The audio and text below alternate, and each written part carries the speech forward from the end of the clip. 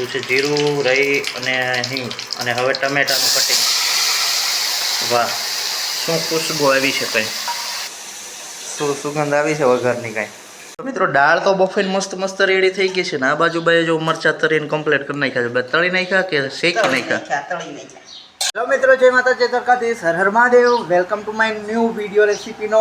તો મિત્રો સ્વાગત છે ફરીવાર એક મારા નવા રેસીપીના વિડીયોમાં. તો આજે આપણે લઈને આવ્યા છીએ કઠોળની રેસીપી, એટલે કે કઠોળની રેસીપીમાં છે મગની દાળ. તો મગની દાળમાં બન્યા રહેજો કેવી રીતે બનાવવાની છે સ્વાદિષ્ટ મસ્ત ગામડામાં બનતી રેસીપી.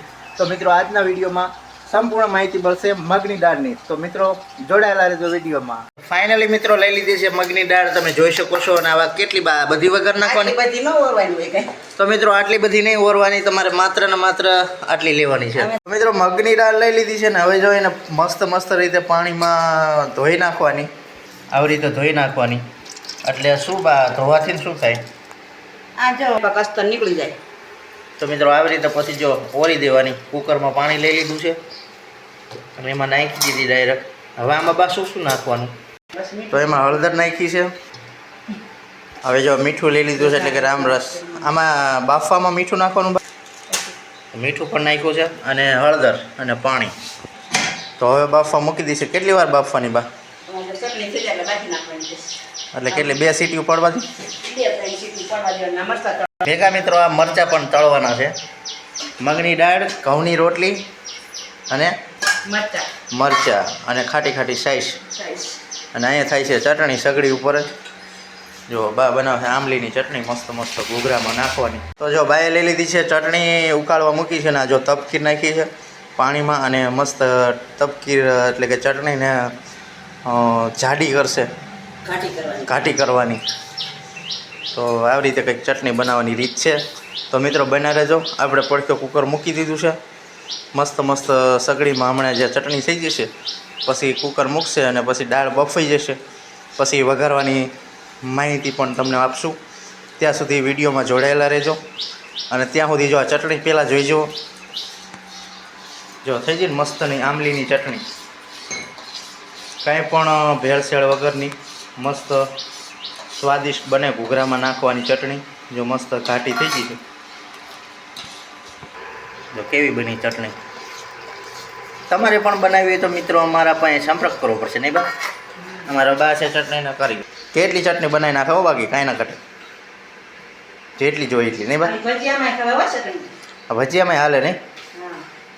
તો મિત્રો ભજીયામાં હાલે, ખમણમાં હાલે, અને પછી ચીમાં હાલે, સમોસામાં હાલે, ઘૂઘરામાં હાલે, ગાંઠિયામાં હાલે, ગાંઠિયામાં કઢી હાલે.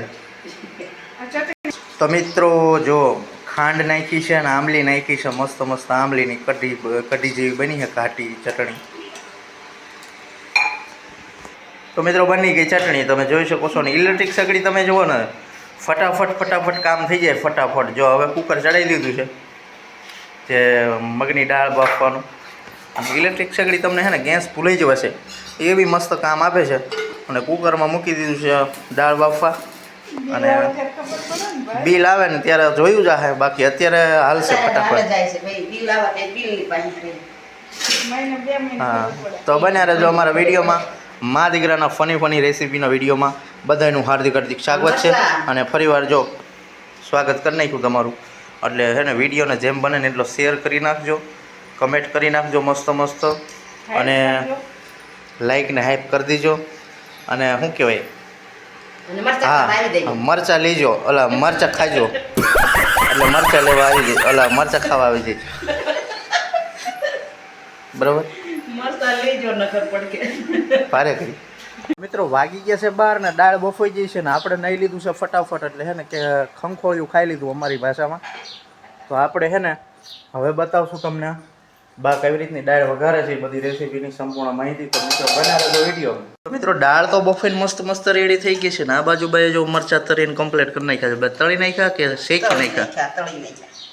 તો તેલમાં તળી નાખ્યા મરચાં અને મસ્ત જો મસાલો લઈ લીધો છે ને આ દાળ વઘારવાની હવે તૈયારી ચાલી રહી છે. અને દાળમાં તો જો આ લસણવાળું મરચું રહ્યું ને લાજવાબ, એટલે કે બહુ મસ્ત લાગે. તો કંઈક ટેસ્ટ જ અલગ આવે આમાં. તો હવે જો દાળ વઘારવાનું ચાલુ કરે છે બા. તો મિત્રો નાખી દીધું છે 1 ડબ્બો તેલ. 2 ડબ્બા પડ્યા જો. આમ 2 ડબ્બા પડ્યા પણ નાખ્યું છે ખાલી 3-4 પાવરા નહીં. આવી કંઈક જો ગ્રેવી થઈ જાય મસ્ત મસ્ત બફીને કમ્પ્લીટ દાળ. તો મિત્રો સૌ પ્રથમ પહેલાં જો તેલ મૂકી દીધું છે કડાઈમાં એટલે કે અમારું બુઝારું અમારા બાઉલ છે ભાઈ. હા એમાં તેલ આ મૂકી દીધું સગડી છે. માથે બીજા વાસણ હાલતા નથી ને તો પેલા શેર નહીં એવા સગડીના. દુઃખની વાત છે પણ કરવી પડશે. તો મિત્રો એટલે તમે આવા બાઉલ આવે ને એમાંથી શાક વઘારી બાપા એમે તો. તો સગડી માથે મૂકી દીધું છે બાઉલ ને એના માથે મૂકી દીધું છે તેલ નાખી દીધું છે ને હવે નાખશે રહી. પેલા હતા જ છે. રહી નાખશે, હિંગ નાખશે અને જીરું નાખશે, હળદર નાખશે. એ બધું મને આવડી ગયું છે વઘારતા. તો મિત્રો તમે આવો વિડીયો જોતા રહેજો એટલે તમને પણ આવડી જાય. હવે ઉમેરી છે રહી. જુઓ તમે રહી નાખી દીધી છે એમાં. હવે પછીનો વાર હશે હિંગનો. હવે જીરું નાખશે. જો નાખી દીધું છે જીરું, રહી અને હિંગ. અને હવે ટમેટાનું કટિંગ. વાહ શું ખુશ્બુ આવી છે! કંઈ શું સુગંધ આવી છે વઘારની! કાંઈ બધી નાખી. હળદર જો આખો ડબ્બો નાખી દીધો. હવે બરાબરનું મિક્સ કરી લઈશ ને થોડીક વાર સાતળવા દઈશ એટલે કે ચડવા દઈશ. તો હવે આવી ગયો લસણવાળા મરચુંનો વારો એટલે કે હવે નાખશે લસણવાળું મરચું એમાં. જો કોથમરી ને ડુંગળીનું કટિંગ કરીને નાખી દીધું છે. કેમ કે અત્યારે ચડવા નાખી દીધું ઉપર નથી નાખ્યું એટલે થોડોક ટેસ્ટ વધારે આવે ચડી જાય ને એટલે. જો હવે મસ્ત મસ્ત મિક્સ કરી રહ્યા છે.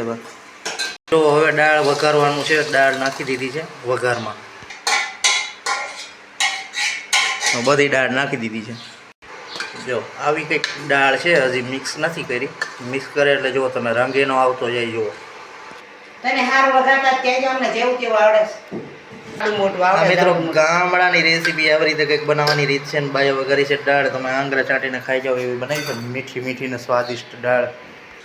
તો મિત્રો તમને જેટલી વસ્તુ આઈટમો તમને આ વિડીયોમાં દેખાય છે કેમ કે ગલાસ છે, લોટા છે, કુકર છે, બોરી છે, બાજરા છે, હાણસીન, સીપિયાન જે તો પણ દેખાય ને એ બધું આપણે જો બધી લિંક આપી છે.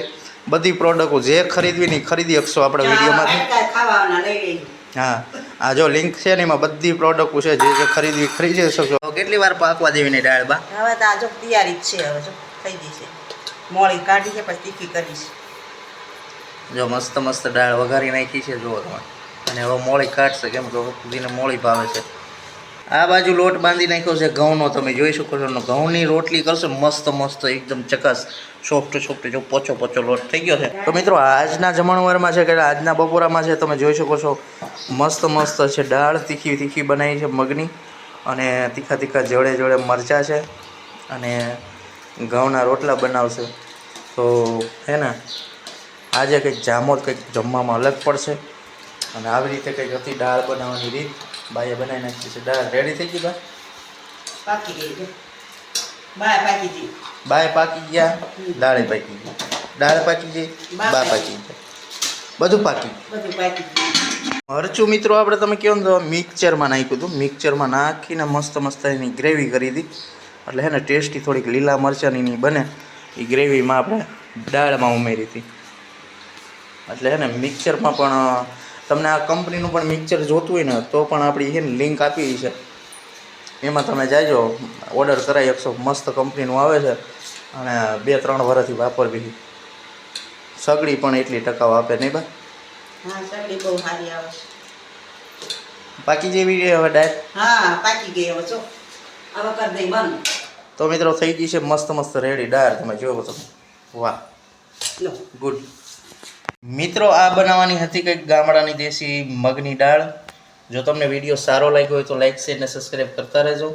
અને જો આ મરચાં છે ભેગા અને હવે ઘઉંની રોટલી કરવા બહાર જાય છે એ આ તમને બતાવતા નથી. ઉપર જો મરચાંમાં મીઠું પણ નાખ્યું મસ્ત. તો તમને કેવો લાગ્યો આજનો રેસીપીનો વિડીયો? સારો લાગ્યો તો લાઈક શેર ને સબસ્ક્રાઈબ કરતા રહેજો. ફરીવાર મળશું નવા વિડીયો સાથે. ત્યાં સુધી બધાને જય માતાજી દ્વારકાધીશ. હર હર મહાદેવ.